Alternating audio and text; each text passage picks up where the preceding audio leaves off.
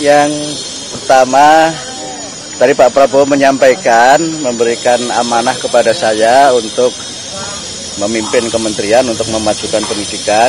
Beliau juga menyampaikan bahwa pendidikan adalah kunci untuk membangun bangsa, terutama adalah kunci untuk mencerdaskan kehidupan bangsa sebagaimana amanat dalam pembukaan Undang-Undang Dasar 45. Dan kami menyampaikan kepada Pak Prabowo untuk menjadikan pendidikan ini sebagai gerakan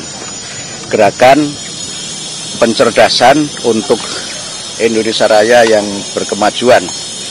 Dan tadi beliau menyampaikan beberapa hal untuk bagaimana saya bisa bekerja sebaik-baiknya. Dan saya bercanda tadi, tidak perlu pantun ya Pak Prabowo kali ini, karena pantunnya sudah saya sampaikan waktu Bapak menyampaikan visi dan misi di Muhammadiyah Surabaya. Bapak, ini Kementerian Pendidikan akan dibagi atau dipecah jadi 3 atau jadi 2 sih Pak? Saya tidak tahu, tapi saya diberi amanah beliau menjadi Kementerian Pendidikan Dasar dan Menengah. Pendidikan Dasar dan Menengah, itu adakah? Ya? Pendidikan tingginya beda.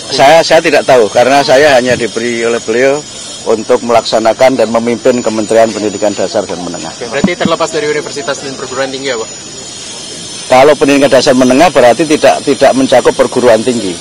Kalau pendidikan dasar menengah itu nomenklaturnya meliputi pendidikan prasekolah, kemudian sekolah dasar, kemudian sekolah menengah, kemudian pendidikan informal dan pendidikan non-formal. Itu yang saya baca. Bapak sempat bertanya nggak sih Pak, kenapa pendidikan itu kementerian harus dipecah? Apakah karena memang ada masalah-masalah yang sebelumnya atau Bapak sempat bertanya gitu? Tidak ada penjelasan dari beliau kenapa itu dipecah.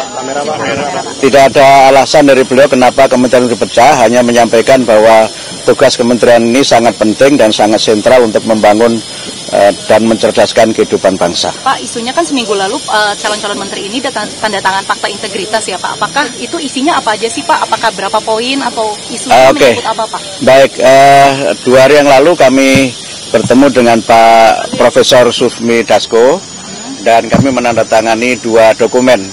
Yang satu itu dokumen kesediaan untuk menjadi bagian dari menteri dalam kabinet Pak Prabowo. Kemudian yang kedua fakta integritas yang isinya normatif saja, ya setia kepada negara kesatuan Republik Indonesia, kemudian siap mendukung pemerintahan Pak Prabowo dan menjaga wibawa beliau sebagai presiden serta juga menjaga kewibawaan bangsa dan negara.